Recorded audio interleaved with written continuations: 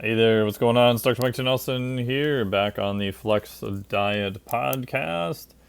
On this podcast, we talk about all things to increase muscle, improve body composition and performance, all without destroying your health in a flexible framework. Today, we've got a little bit of a detour from the normal topics.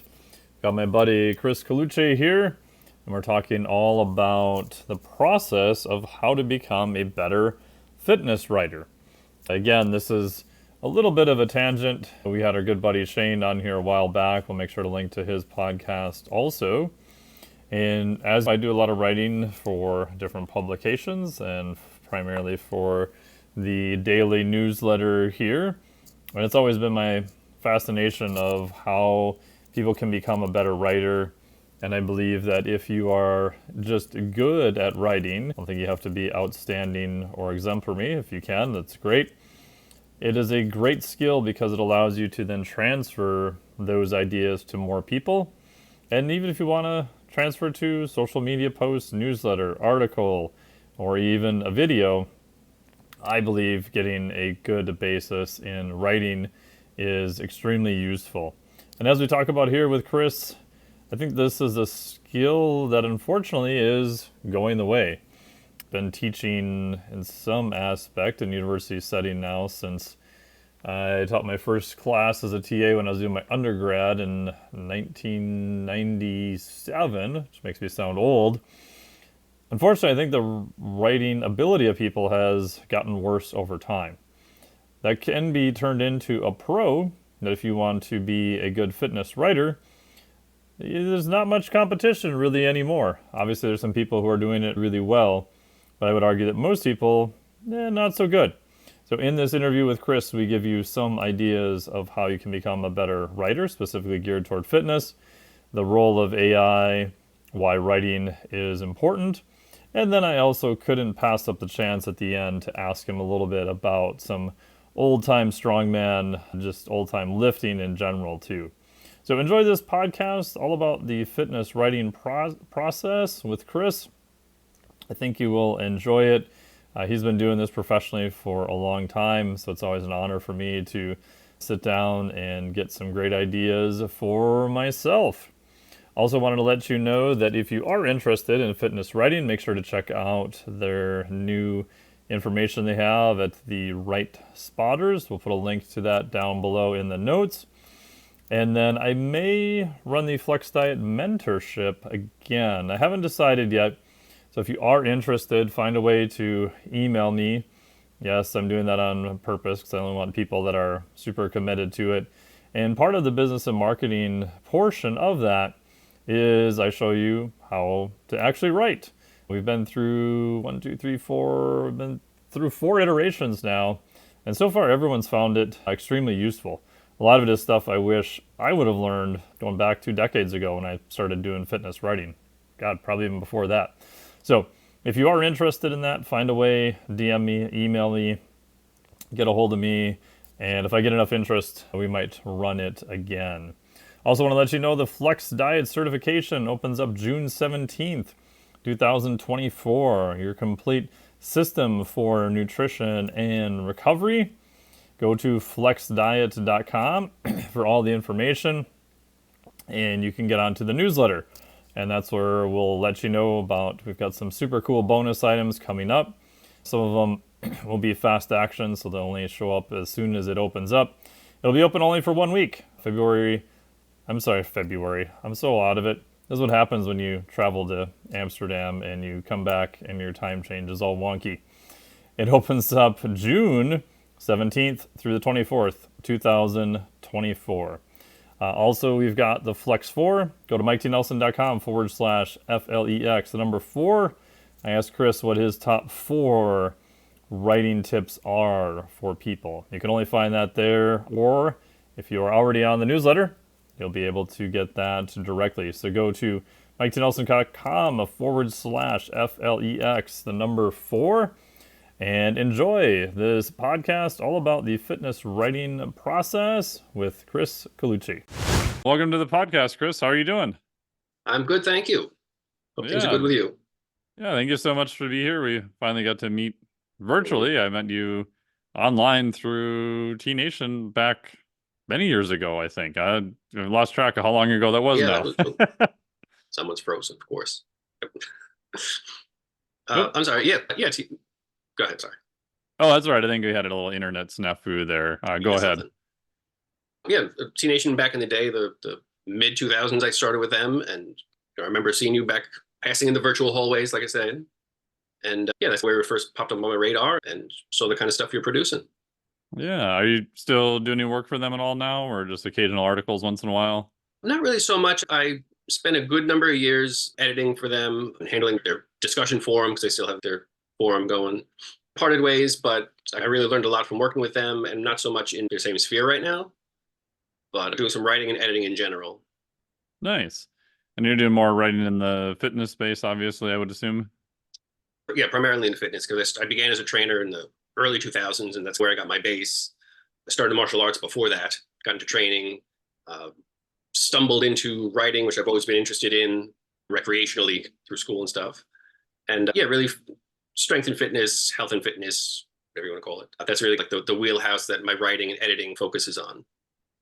What made you get into writing? We'll link to the podcast we have with our buddy Shane, who was on here before, talking a Right. little bit about writing and everything. But it seems like we are talking before we started recording. I don't want to say it's a dying art because I don't think writing's ever gonna go away. But Yeah. if I get one more DM from some 17-year-old business wizard, supposedly, who Mm-hmm. wants me to do 20-second dancing videos on TikTok to increase my videos and get Uh-huh.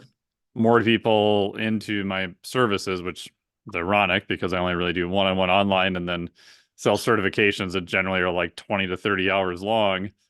I'm gonna vomit. But it seems like nobody wants to pitch me on, hey, here's how to become an actual better writer.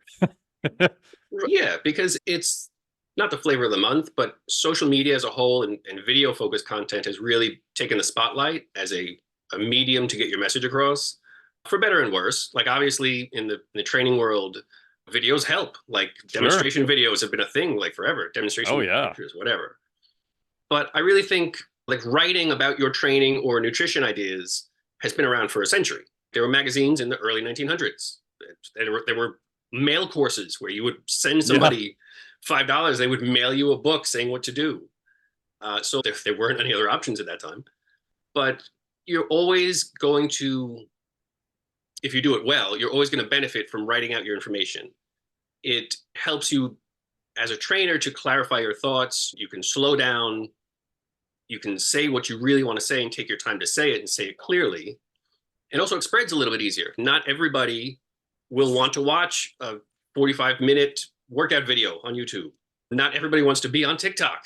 Like a lot of people don't really have it. And but people can always like email a link or say, hey, check out Mike's new article on his blog or whatever. So writing is always going to be a thing as long as people can read, which is that's what I jinx it. But it always should be an avenue for fitness coaches to get their information across, just like all social media is. Would you agree that my argument has been if you get better at writing, which is a never-ending process, which we'll get into, you can then transfer that to video. You could take excerpts, you could try to Yeah. trim it down, you could expand it, you could make different lengths, you could make it into a paid product. I think there's a lot of ways you could go, Mm-hmm. but I think if you're really good at 30-second videos on TikTok, I don't know if that transfers anywhere else. Right. They were frozen again for a second. Uh, Yeah, so I don't know if you're doing like 30-second yeah, videos on it does. TikTok if it transfers anywhere. I mean, it really probably doesn't because it's too short. If you come up with a 2,000 word article about whatever topic, about an exercise or a workout program or whatever, you can break that down into bite-sized pieces to repurpose your content, which is a business strategy. It's been an efficient use of your time.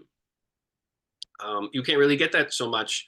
You can't repurpose a short YouTube clip, a YouTube short, because it's already in short form. So there's no real where else for that to go.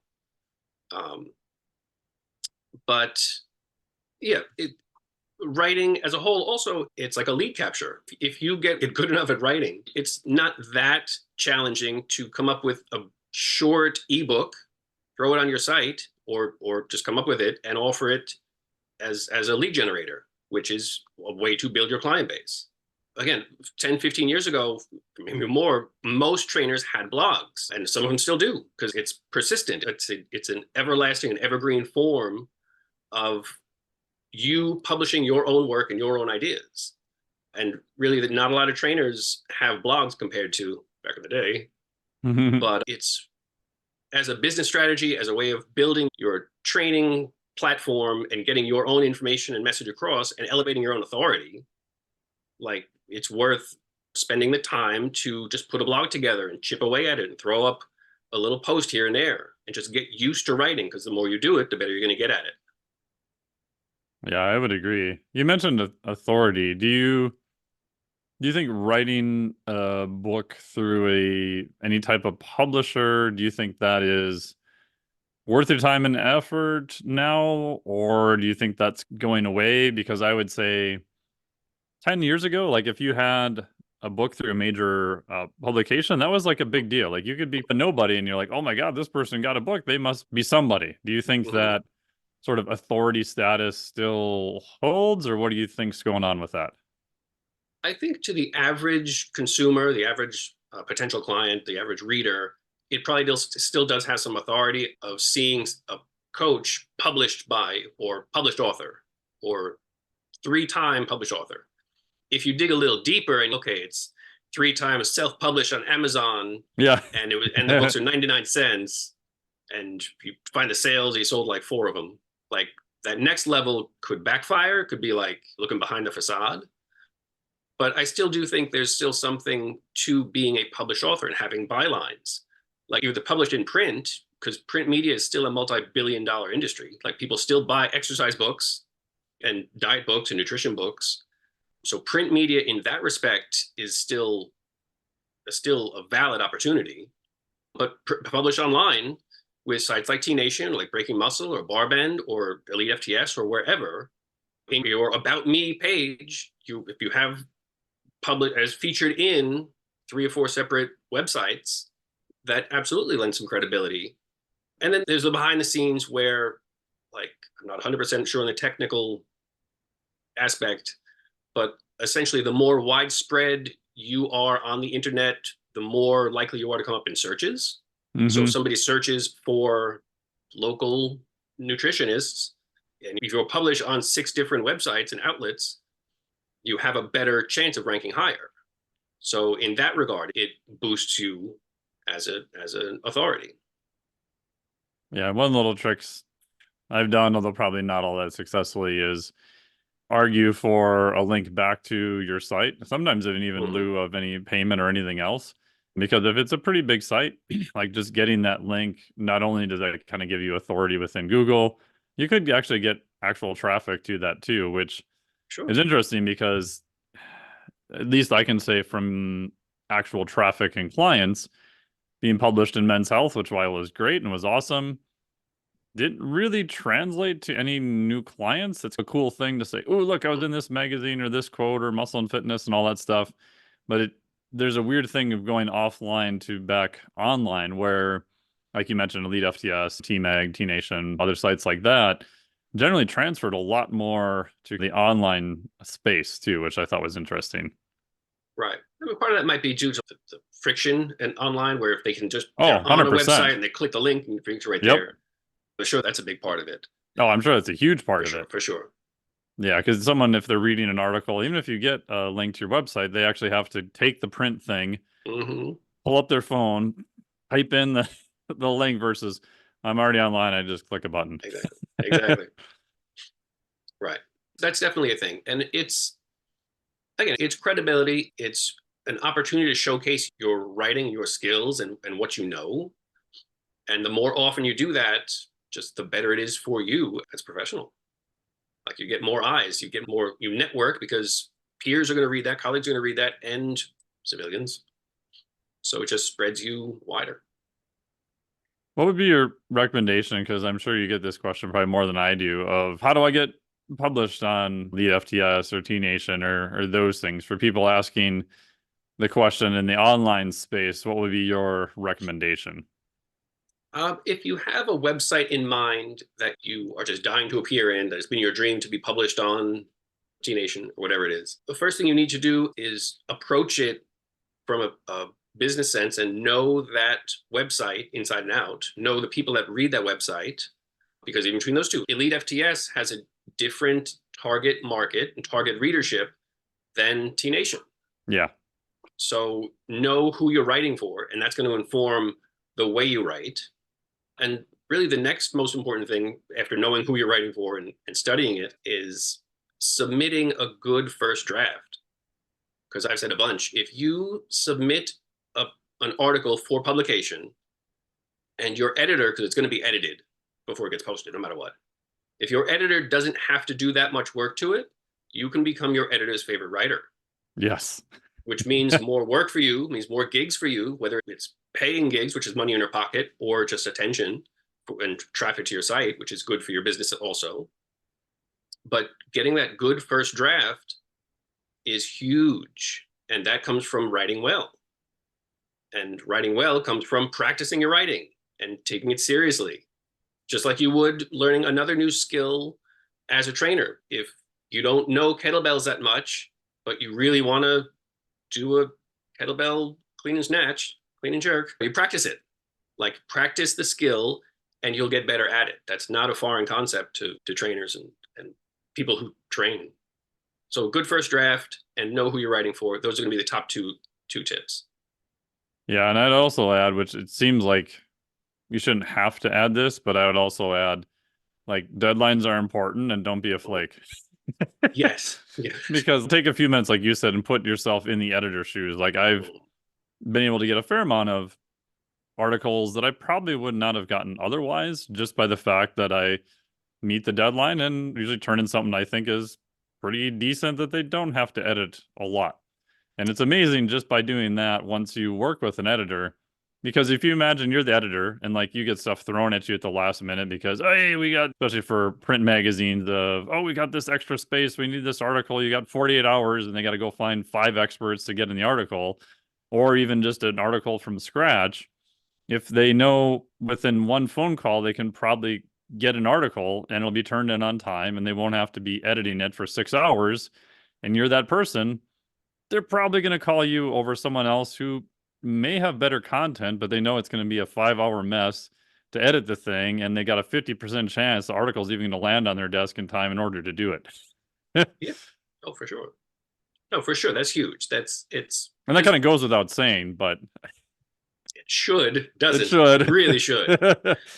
Just be a professional. Just take it seriously. Like that's, I guess another big thing is that if you're going to write to support your training business, take it seriously. Just like a lot of people take their social media seriously. It's another aspect of supporting your training business. It's another tool that you use.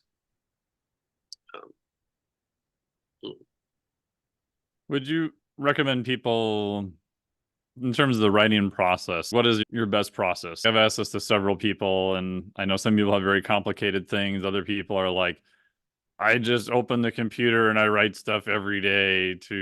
What would be your advice for someone who is new and says, okay, you convinced me, I'm going to get into this writing thing. What would be, one, your recommendation for them? And then two, what do you do personally as your writing and editing style? Interesting question. Sure.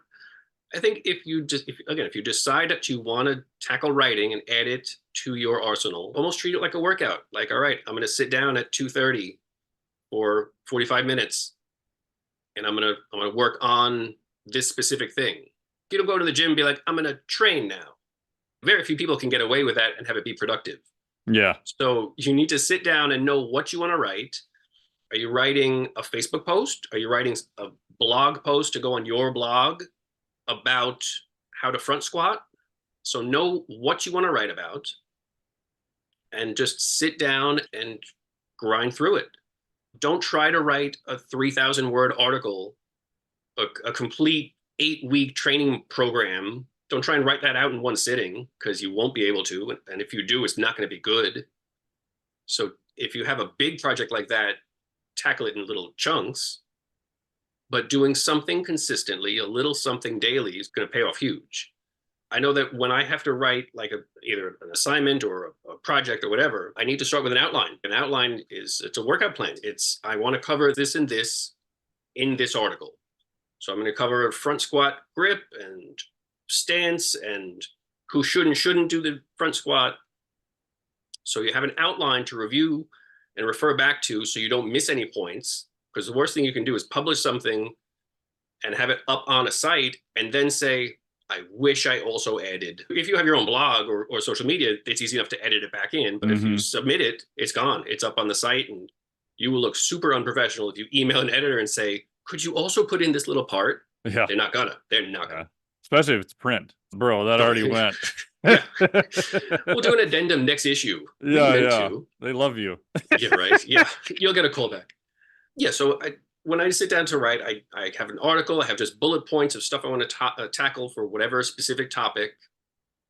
I know, as far as just talking to Shane McLean about this, when I sit down to write and I need to focus on writing, I need jazz music on.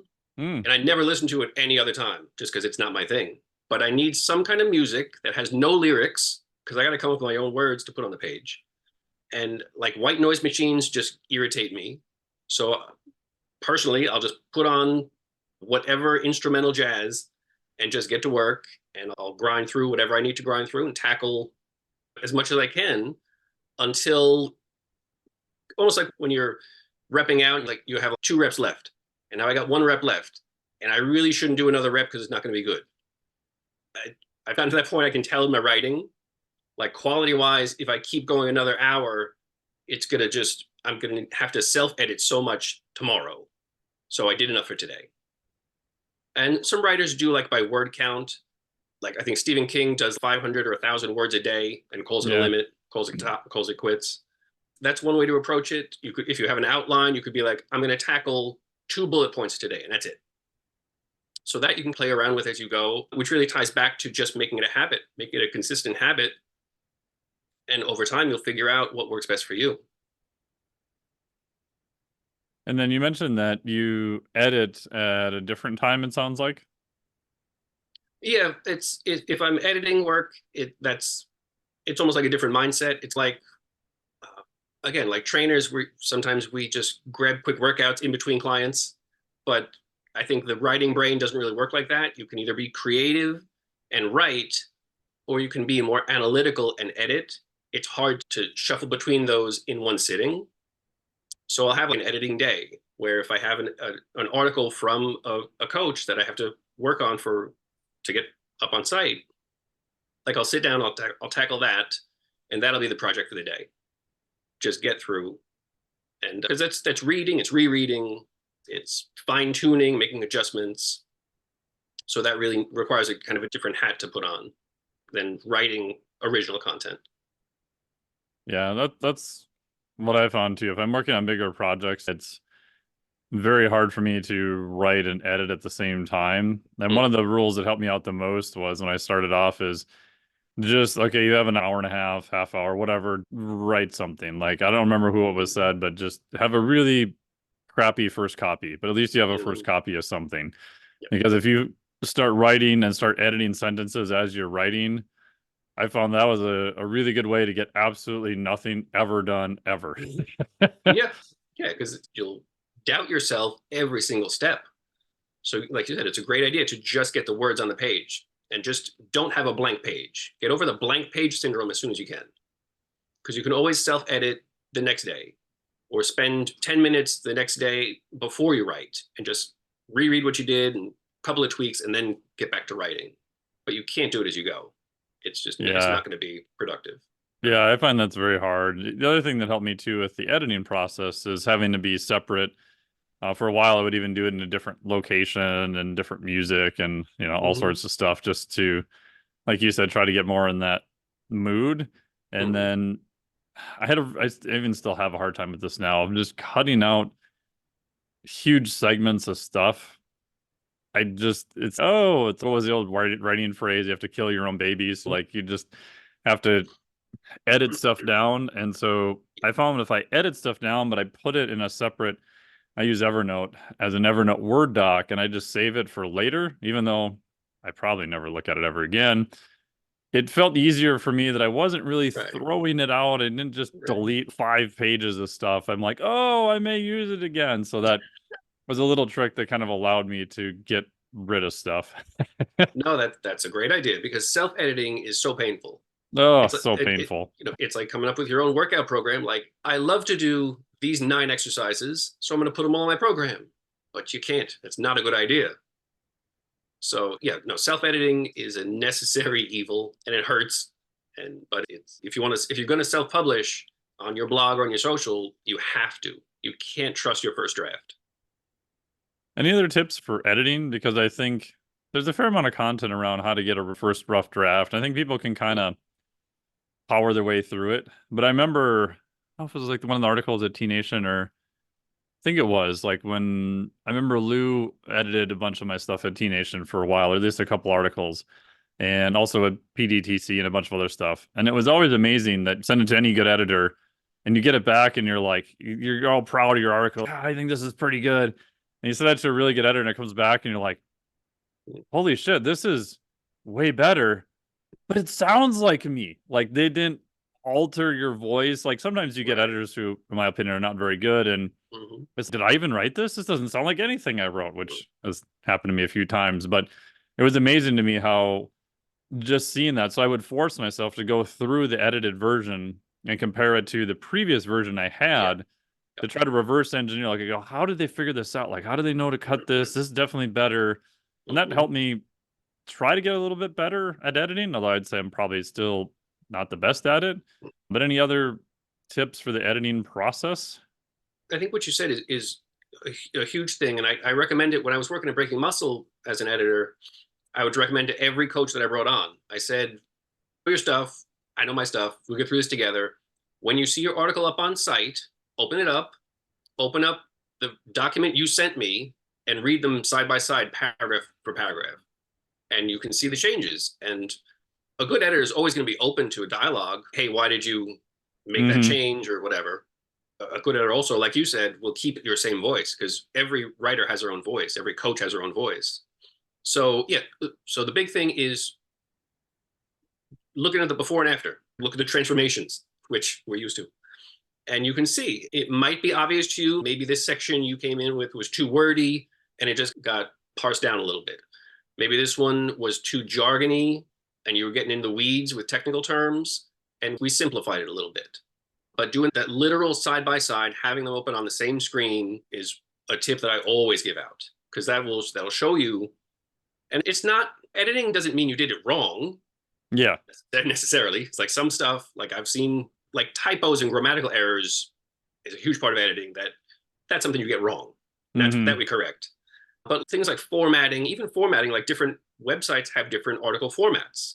Breaking Muscle had a certain way they lined up their headers and their section parts, and T Nation now has different ways they set up their article sections. So again, that comes back to knowing the site you want to appear on, and if you can give your editor a head start by formatting it similar to how it's going to end up, that's a good thing. That's helpful. That's one less thing the editor needs to do. Yeah. So, and it's a learning process. If you're lucky enough to be published more than once by the same outlet, then you really want to refer back to this is what I gave them. This is what they put up. Why did they really make those changes? Maybe I'll send them an email and be like, hey, was that okay? What can I do better next time? I used one example. I was talking to Shane. I had an article from a new coach who hadn't really written too much before, and it was about an exercise. And he kept saying when you reach a full contraction of the triceps surae, hold for a peak contraction, and work through a full range of motion when training the triceps surae. And I was a trainer for a long time. I've never heard that term, and it's a knock on me. So I looked it up, and it's the calf muscle. And so I edited his whole article. I changed every reference from triceps surae to calf muscle or calves. And I sent him a message afterwards. I said, good article, good content. This was overcomplicated because I had no clue what it was. No reader's going to know what it was. In the future, just use the simple terms. And he was very receptive. He said, that's fine. That's the phrasing I learned. It's anatomically correct or whatever it was. But that, and he's fine every time after that. But that's just like one instance where he wasn't wrong, but it needed to be corrected. So it's little stuff like that. Yeah. The other tip I got, which when I was doing my PhD writing, which I wish I'd gotten this tip earlier, was because in the technical writing process, I have to edit everything. Granted, my advisor and committee signs off, but if you send too many revisions to your advisor, they get very upset with you, especially when they find typos and that kind of stuff. But you're in this loop of you've looked at the damn thing like 18 times already, and so you literally don't see stuff that should stand out. And so what I found I ended up having to do is I had to print it off. I had to go to a separate coffee shop, listen to different music, and then I actually had to start backwards. So at the end of that whole 37-page section, with the last sentence, I would read that sentence in isolation, and then I would go to the next sentence. So because otherwise my brain was just filling in everything that I thought was there. And this is more to look for typos and grammatical things. But I wish someone would have told me that little kind of tip before, because I just kept thinking if I just try harder and I just keep looking at it again, and I actually started just missing more stuff, which pissed my advisor off even more. It happens. No, that's it. Yeah, that's it. You can go, like they say, you can go like nose blind to sense. You can go like eye blind to certain errors, especially if it's stuff you wrote. I always like also before I submit anything or before I post anything, I like to read it out loud. Yes. Like I verbally read it aloud to my cat or whatever animals in the room, because that also gives you a different perspective. It makes you slow down and see the words that are on the page, not the words that you thought you put on the page. I don't know if you saw a couple of days ago on Threads, there was a coach and he wrote just a little advice: eat your body weight in protein every day and your body will change drastically.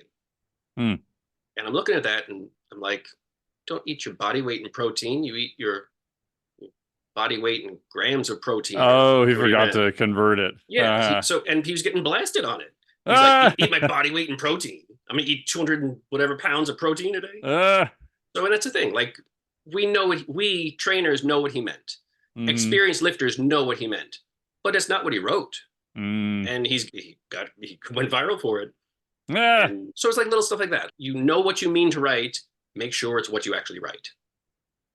Yeah, and I think that's also one of these weird catch-22s, because I know I suffer from this too. I'll even have conversations with my wife or other people out of the industry, and sometimes you just feel like you get stuck for topics and you don't know. And I am horrible sometimes getting stuck in this loop of, everybody knows that, right? And then I realize I talk to people on an airplane ride, or you go to a conference, or even just people who are in the space, and you tell them something and they're like, oh my gosh, that's so cool, I didn't know that. Or you do a podcast or you write an article and they come back and they're like, wow, that was so cool. That, and you're like thinking, wait a minute, I thought everybody knew this. And it's so different depending upon the audience you're at too. Probably told this story in the podcast before, but years ago I had a fitness coach, a business coach actually.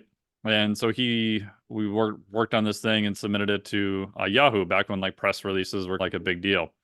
So we spent a lot of time on this press release, and he's like, what do you do for training? And we're trying to target busy executives. And everything I kept sending him, he's like, no, this is too complicated. Make it simpler. And this goes on for 5 revisions. So I eventually got down to, I sent it to him as a joke. I said, oh, how about this? Like Monday, Wednesday, Friday, go lift something. Tuesday, Thursday, Saturday, do cardio.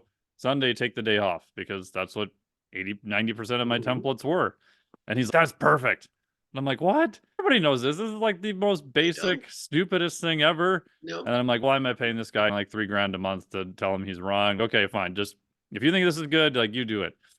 Submits the thing in. It was like on the #1 business page on Yahoo for a week. And I got tons of emails from people that are like, that was so cool. Like, I've been doing this all wrong and I tried your template. And you realize, oh, maybe the things that you're so used to doing all the time, you think everybody knows, like they may not know. Yeah, no, for sure. That ties back to know who you're talking to. Yes. I think Alan Cosgrove was one of the first I heard to use the term, use white belt eyes.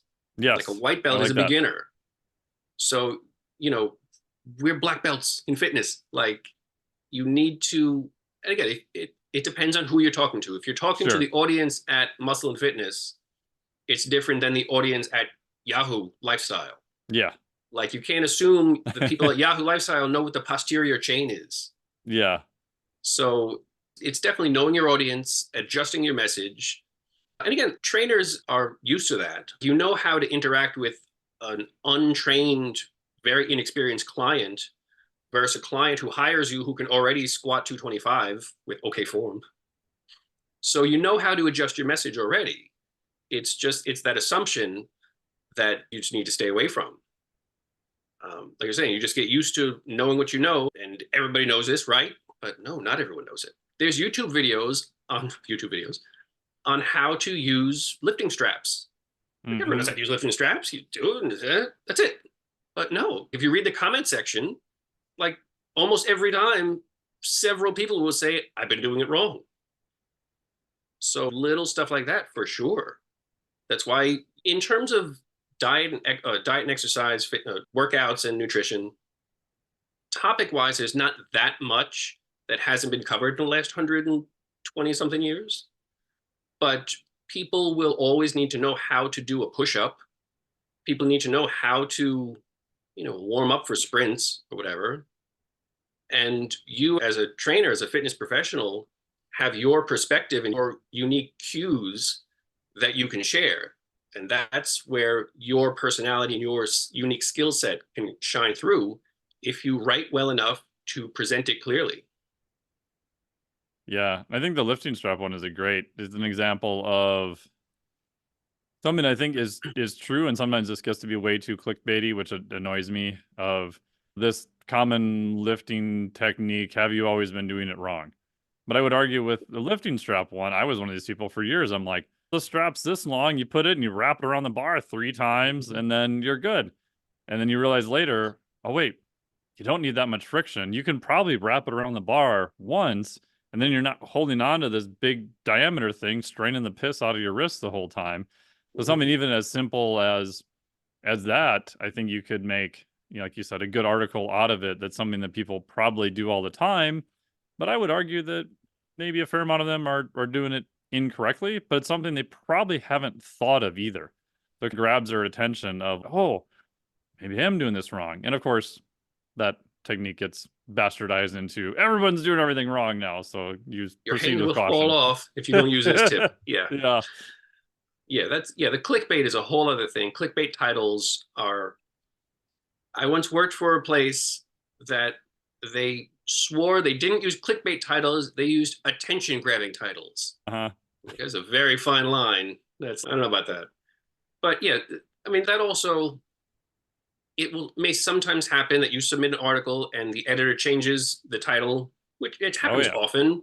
Happens usually, often. Usually it's for SEO purposes. Sometimes, like, how to do the push-up is just not a catchy title. So, but if you're submitting an article, 3 exercises you need to do to live forever, like, no, we all know that's not a thing. Or 4 exercises you must never do. Yeah. Like, that's not a thing. Especially if you, as the coach, are going to use one of those exercises at any point. If you're going to suggest someone do those exercises, don't say never do them. Like, absolutes, speaking in absolutes is very dangerous. Yeah, but it's also so hard because, son of a bitch, people click on those things. It's like the whole, I agree with you. It annoys me to no end, but the whole clickbait thing would go away. People stop clicking on them, because I've been in meetings, I'm sure you've been in way more meetings than I have, but we did this title, we split tested it, and we got all these more clicks than this other thing. And I'm just like, okay, I get it, but what do you want your site to be known for? Are you just optimizing for the acute click per day, or that gets into the whole philosophy of the site and everything else? And yeah. I'm very much of the opinion that nowadays there is such a thing as bad press. Like, 100%. It used to be any publicity is good publicity, but we've seen very successful coaches go viral and get memed to death because they post these deliberately outlandish video clips. Oh yeah. And I cannot and will not believe it is a net positive for their business. I Like think it can be. acutely it appears to be a positive, but I would agree with you that long term, Yeah, yeah, it's definitely not a positive. exactly. Because who wants to be associated with that type of person, that type of atmosphere? So, but yeah, that ties into just getting attention for attention's sake versus getting attention to promote your information, which might sound Pollyanna, but that should be the point, right? Like, mm, Yeah, and I think way too many websites are trying to now optimize for eyeballs on page and mm, lead ad generation per day. I made sweet potatoes the other day in the oven, which I haven't made for a while. So I was like, was it like 350 or 400? I can't remember the temperature. So I was on my phone, standing in front of the oven, and I Google it and I get to a page. I couldn't even finish reading the darn article. There was pop-ups flying in left and mm, right. It wasn't just like one that you click and okay, it goes away. There was ads coming in from the left, the top end of the screen, and eventually I got down to what I thought was the bottom of the article, and it already pushed me to the next article. I hadn't even finished reading the first article, and I just got so frustrated. I was just like, ah. we're having mashed potatoes. That's it. Boil them. Yeah. But yeah, that ties into site design and Yep. ad revenue and that kind of stuff. But if it takes away from the point, if your website is set up that your revenue comes from ads versus your website being set up to deliver information and you make your revenue any other way, like that's going to affect the quality of the writing, it's going to affect the caliber of writers you get because seriously credentialed and qualified writers aren't going to want to be on a site that that's ugly and that readers don't want to go to. So it affects everything. Yeah. Yeah. And that's my pet peeve. Unfortunately, I see new trainers who you can do a little Googling around and figure out how much traffic their site gets, and it's very minimal. And they're already doing like Google PPC ads that are Mm, they're not controlling that have all sorts of weird stuff on their site. And I'm thinking, okay, so now you probably hurt your whole brand reputation. It's hard to even read stuff on your site. And you're probably making what, $2 a month from Google? Like, really? What are you right. doing? Right. If the focus just gets back on being a good trainer and knowing your craft as a trainer, as a fitness professional, rather, and just taking steps to get that awareness out there versus the short term, the TikTok viral crazes and the whatever attention that gets, like that ties back into what do you want to be when you grow up? Like, why are you a trainer then? Just be an influencer, which is a whole other subject. But Yeah, which kind of leads into this question. What are your thoughts about what sort of model do you use for newer trainers for writing? Like, obviously, I'm biased towards a newsletter model because I like that it's writing or video focused. I have to earn somebody's trust by having them give me a legitimate email address. I have to keep their trust because if I violate it or I start going off and get too crazy, then everyone will just unsubscribe and leave me alone. But it also still allows me that kind of autonomy to do what I want. I'm not subject to SEO. I'm not subject to ad right, spend or all these other things either. Oh, I right. think I dropped off there for a second. Um, I got the gist. I think it depends on what you're comfortable with as a trainer. Like, what if you're how comfortable you are writing. Like a newsletter can be a lot of pressure because you're on a deadline. If whether it's weekly or monthly or whatever you choose to set up for your newsletter, Sure. you have to come up with that content every single week. Something like a blog can be a little bit slower paced because you're not promising to send out a new blog every whatever, unless you're Seth Godin. It does one Um, every day for every, what, 7,365 days in a row or something something. like that. Something, but Bonkers. it works. Yeah. So that it works for him. So Oh that's yeah. he's comfortable with that. That's something he can stick with. So if you're not the most comfortable or most confident writer, you might not want to put the pressure of a newsletter on yourself. You might want to start with just social posts, like Facebook posts, do long form social posts, or do a blog. That way you can take your time to write it and self edit and tweak it and then that kind of stuff. But it's really finding out what you're comfortable doing. You are sure if you're moderately comfortable sticking to deadlines and creating varied content because your topics need to be interesting every week, then go for a newsletter. You might benefit from that if you can stick with it. Because the last thing you want to do is like skip a newsletter and it just doesn't go out this week. That's it. Because I didn't have anything to write. Like you said, that's going to break their trust immediately because they were relying on your information. They signed up and they asked you what you want to tell them. So yeah, and again, it's figuring out what the best way you can write, best way you can express yourself, and just go in for that. Just not everybody and not every trainer needs to be on TikTok and Twitter and YouTube and Instagram. Like you don't need to be on every social media platform. You pick the ones that you will thrive in, the ones that you'll stick with, and the ones that help to support your message. So I don't know if that's a non-answer, but Yeah. just No, play around and figure out. Yeah. Yeah, in general, I agree with that in terms of you want to make sure you're still delivering something that's of quality, right? I would say the not slippery slope, but the opposite of that is how do you counteract that with some people I know if they never have a deadline, nothing ever feels good enough. And like the Seth Godin thing, they Mm-hmm. never ship anything. Mm-hmm. Right. That's related to, again, seeing fitness writing as a means of supporting your fitness business, your training business, your nutrition business, whatever you're in it for. So if you treat writing as a business tool, as a business skill, then you're using it strategically to work towards a specific goal. Are you using it to get featured in these 3 websites? Are you using it to set the groundwork long term to be published in Barnes and Noble? If you need goals, to set some goals. Set a goal to deadlift 675 and work your way there gradually. It's the same idea. I agree. What are your thoughts about AI and writing? I have a friend is in fitness.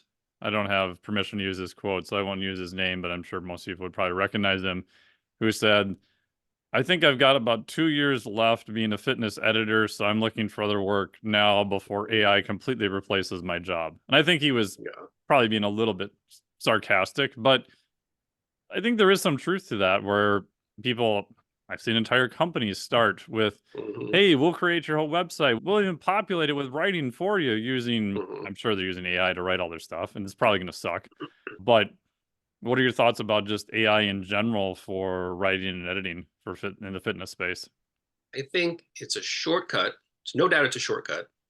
It can be a very slippery slope, a very dangerously tempting tool to use that totally replaces the skill of writing. If you're going to use AI to write a blog post and you're going to post it, you're trusting that it's written well, first of all, grammatically correct and all that nonsense. And you're trusting that it's good information. They're not telling people that the deadlift targets your chest. And you're trusting that people will believe that it's you who wrote that. Unless I know YouTube does this, I'm sure other places will. You need to like admit if AI was involved in the creation of images and stuff like that. That was one of my other questions, yeah. Yeah. So unless you're saying, if you're posting something and letting people believe you wrote it when you didn't write it, that's unethical at best, right? But if you're using it to get the groundwork and then you're going in and improving it and making significant changes and editing it and making it your own, you could try to, I could see that as acceptable as long as you have hands on it, you have fingers in the pie. And at the end of the day, when it's posted, it's something that you read, you helped to create in a major way, a non-minuscule way. And people know that it's not all your work. Like, it's not that hard to write well, though. Like, it takes some time. It takes a little bit of time out of your day, but it's not like the most impossible skill.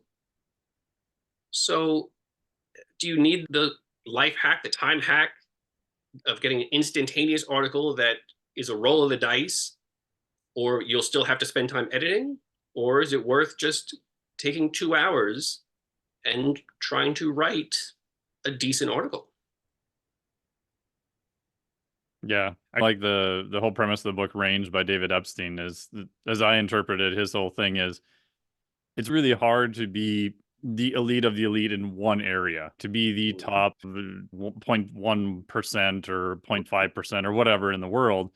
However, if you're the top in two different disciplines that overlap, it's much easier to be near the top in that.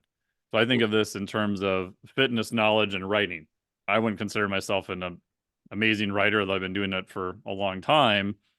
But by being in the fitness space and being pretty good at the fitness stuff and being a semi okay writer, now you get pushed up to higher up on the list because I don't have to be Hemingway to be okay writing in the fitness space. You know what I mean? Right. Like you Yeah. Right. can, and I would argument this is for anyone. Like if they've got the technical side down and they're pretty good, you don't have to be like an amazing elite writer. You just need to be pretty good and combine that with your Right. fitness knowledge and Right.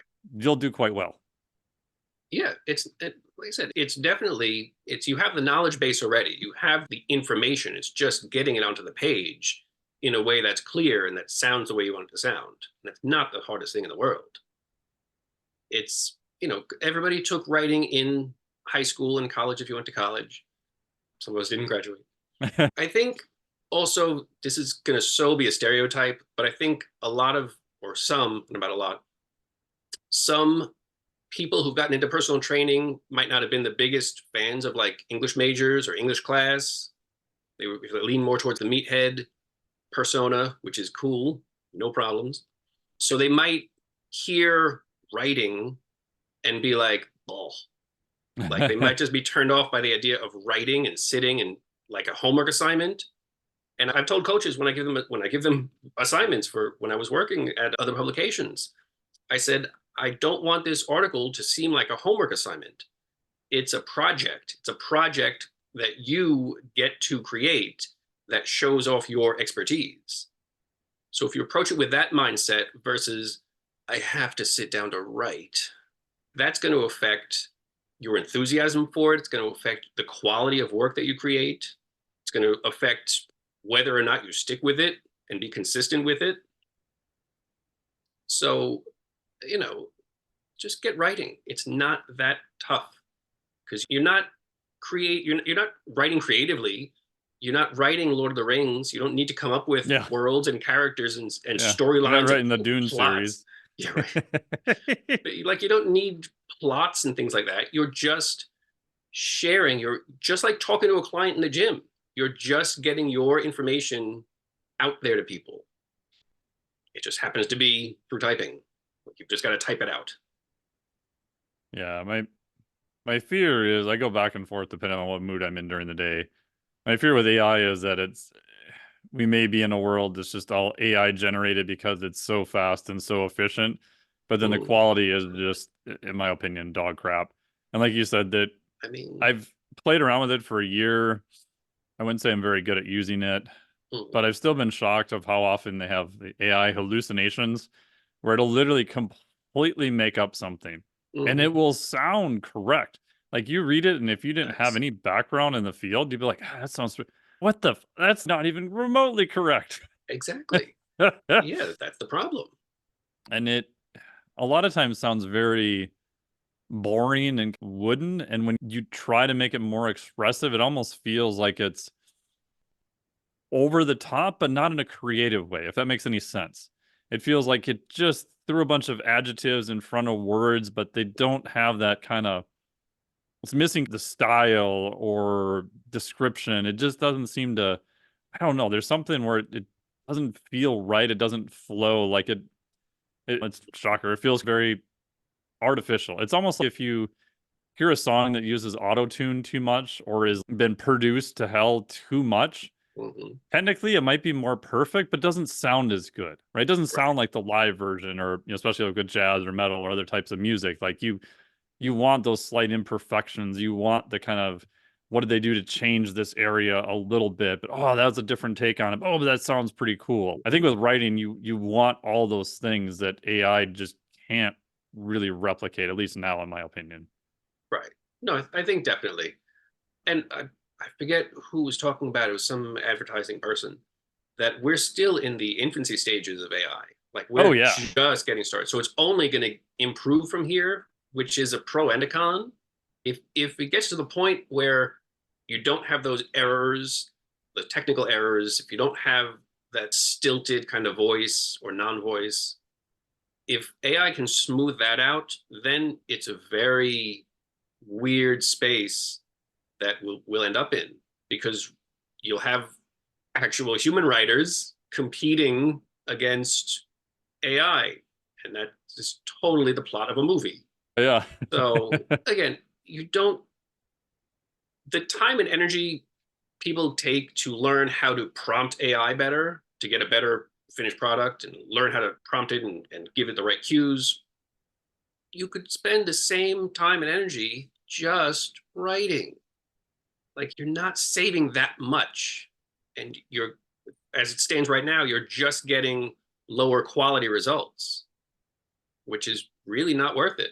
I don't think many starting trainers are in a position that they're missing out by just getting that quick blog post up or that quick social post up and having it be inferior to something they could actually personally create. It's just not, we're not, there's not a need for it right now. Yeah, I go back and forth on it because I guess the hybrid approach I've taken so far is I don't think it's going away. I think No.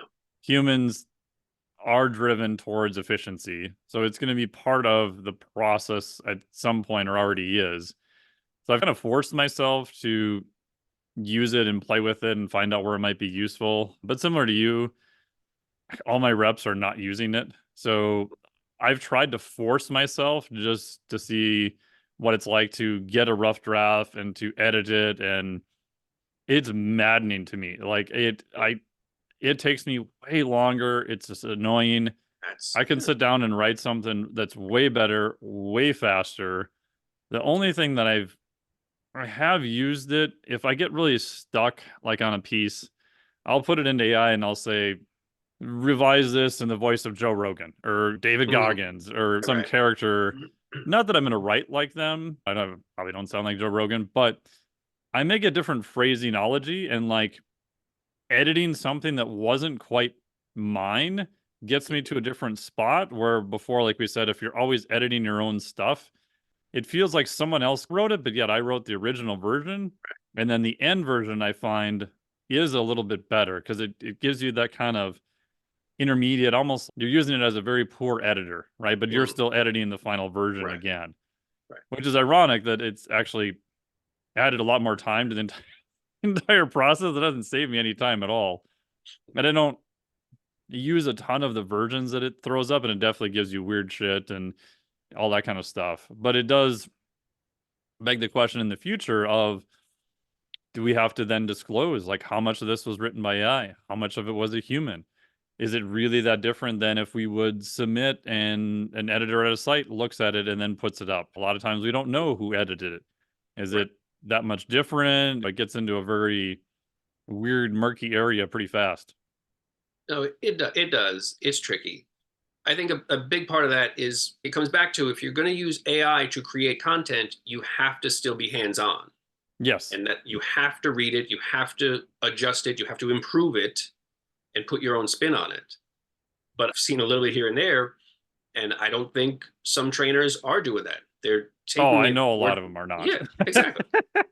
Because it's because it's quick, and I had AI write it for me so I can post it. But that's not how it goes. You have to be hands on. You have to fix it and tweak it. If only, like I said, if only for the ethical sense of you're posting it on your site, people are fairly assuming you wrote it. So either put a written by John Connor byline up top, or you have to go in and make some changes, which, like you said, it still takes close to as much time as writing it original. And if you write it original, you're at least getting the mental benefit of building the skill and improving your skill set, writing something from scratch. Yeah, that's been my big argument to new writers of, I don't think AI is going away. Yes, I think it'll be a tool that everyone will be using in the future. But like you said, if you're not very good at writing and editing, like how good are you going to be using the damn tool?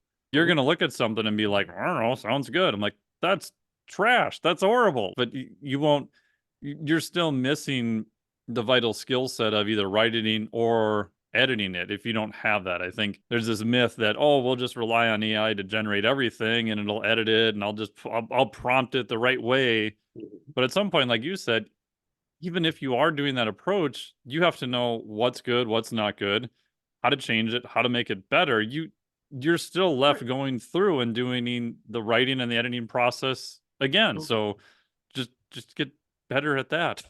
Yeah. Again, it's your skill set as a trainer. If you see a TRX setup and you're like, I can do push-ups on that.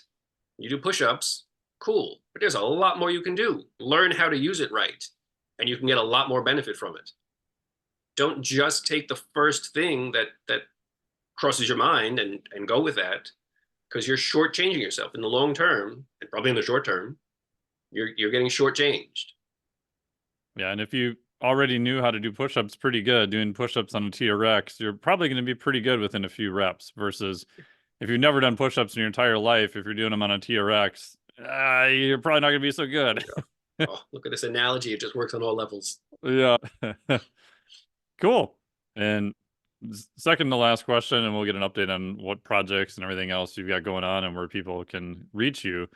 But I couldn't let you off the hook without asking you about your favorite old-timey exercise, because I know you're big into Oh, the old-time strongman, which I know could be at a whole nother podcast, maybe at a different point. But for sure. I'm a huge fan of all the old physical culture, which to me, I've been pre-Dianabol, so like 1952 and before, because Mm-hmm. steroids really weren't a thing per se, as you could argue around the fringes, that type of thing. But I think what people back in the day did, those principles still hold today and might even be more applicable now than ever. So what would be your Right. top kind of one, two, or three exercises or people that they should check into? Sure.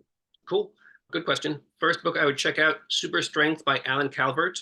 That book, Mm, I think it was written in, I want to say 1926-ish, yeah, sounds 1905, about somewhere right. in there.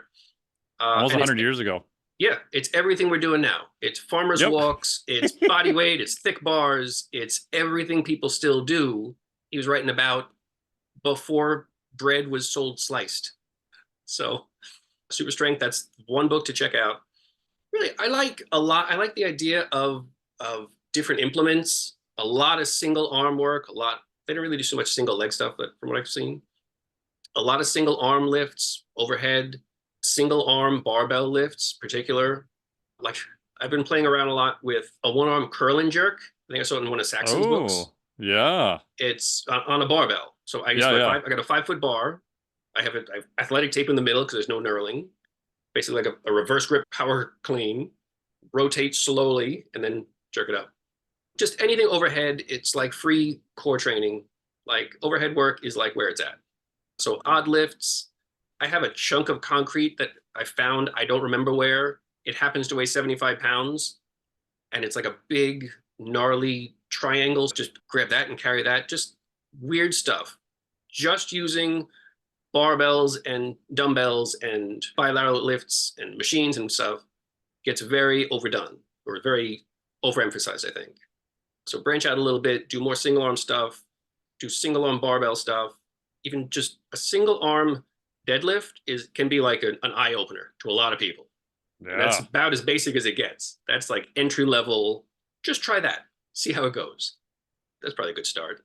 Oh, that's cool. I remember showing some new trainers a Steinborn lift for Mm-hmm. listeners where back in the day, shocker, they didn't have power racks and stuff like we have. So if you were going to back squat, how the hell do you get the bar off the ground? You could deadlift it, do like a Zercher version. You could do a hack squat. But if you wanted to do the classic back squat, you had to pick it up, put it at an angle, and just drop under it as the thing Mm-hmm. rotates onto your back. And I remember showing some trainers a video of this, and they were just like completely horrified that was a thing. Yeah. I'm Yeah. like, but that used to. I'm not saying people run out and do a Steinborn lift with a heavy load. That's not a good idea. But that used to be a very typical lift back in the Mm-hmm. day. That wasn't weird at all. That was relatively normal. No, I think Steinberg got up to 500 for 5 or something like that. Yeah. But yeah, again, if you see videos on that today, check the comment section and people will flip out Yeah. Oh, you just bought my chiropractor a Mercedes. Like, no, you're not going to break if you approach it intelligently. If Yeah. you can't do a Seinborn lift with an empty bar, figure out why. Check your mobility. Yeah. But Yeah. Awesome. Cool. sure, Awesome. that works. So where can people find out more about you? I know you've got some upcoming projects with our buddy Shane and a bunch of other things you've got going on. Yeah, you can check us out. Shane McLean and I are getting together. We've put up therightspotters.com, right with a W, because we're about getting fitness professionals into improve their fitness writing.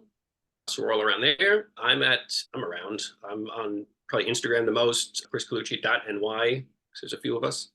And that's really it. Just floating around. Check out the Right Spotters at the Right Spotters on the socials. And we're just helping trainers and coaches become better writers. And it's not that hard. It's just another thing to add to your tool belt. And we're just trying to help.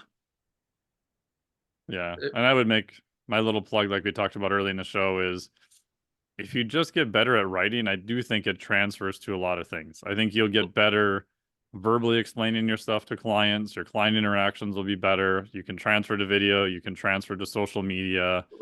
It's a skill that I don't think is going to ever really go away. And just the process of doing it does suck. And I don't know if it ever really gets easy per se, but nothing worth really achieving ever gets easy. Lifting, there's always another thing or another lift or another weight or something you can add to it. And I think writing's just the same, but I think it's a very worthwhile skill to get even average at, I think, because unfortunately, a lot of the essays I've had to read for college people in different places now, they're not very good.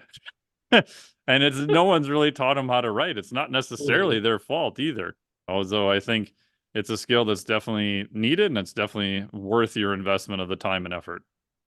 No, I completely agree. It's not that hard to be an okay writer. It's not that much harder to be a good writer. Just practice it and figure out where your issues are.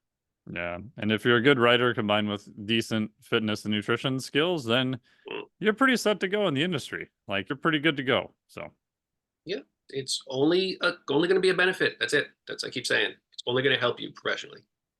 awesome. Thank you so much for all your time. I really appreciate it. I appreciate the chance. I'm glad to talk. Thanks a lot. Yes. Thank you.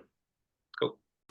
Thank you so much for listening to the podcast. Really appreciate it. Huge thanks to Chris for coming on the podcast. Make sure to check out all of his stuff, especially the services he's doing with our good buddy Shane at the Right Spotters. Check them out. Great stuff all the time. Really appreciate Chris coming on here and being so open and sharing with us his experience and some great tips for all of you. And if you want his top 4 tips in under 5 minutes, go to MikeTNelson.com/flex4, Flex 4, and we'll have a link to that down below. That also puts you on the daily newsletter, so you get all the wonderful writings of yours truly nerdy here, and you can check that out for free. Thank you so much for listening. Also, as a reminder, Flex Diet certification opens June 17th through the 24th, 2024. Go to flexdiet.com for all the information there.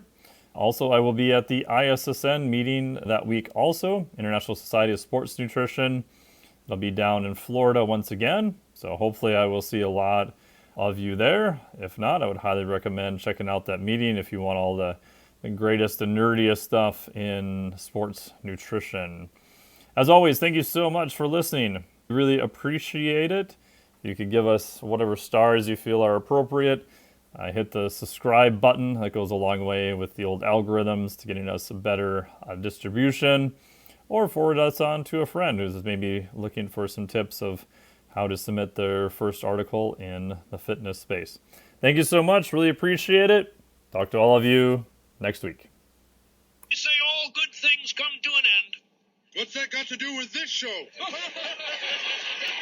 This podcast is for informational purposes only. The podcast is not intended as a substitute for professional medical advice, diagnosis, or treatment. You should not use the information on the podcast for diagnosing or treating a health problem or disease or prescribing any medication or other treatment. Always seek the advice of your physician or other qualified health provider before taking any medication or nutritional supplement, and with any questions you may have regarding a medical condition. Never disregard professional medical advice or delay in seeking it because of something you have heard on this or any other podcast. Reliance on the podcast is solely at your own risk. Information provided on the podcast does not create a doctor-patient relationship between you and any of the health professionals affiliated with our podcast. Information and statements regarding dietary supplements are not intended to diagnose, treat, cure, or prevent any disease. Opinions of guests are their own, and this podcast does not endorse or accept responsibility for statements made by guests. This podcast does not make any representations or warranties about guest qualifications or credibility. Individuals on this podcast may have a direct or indirect financial interest in products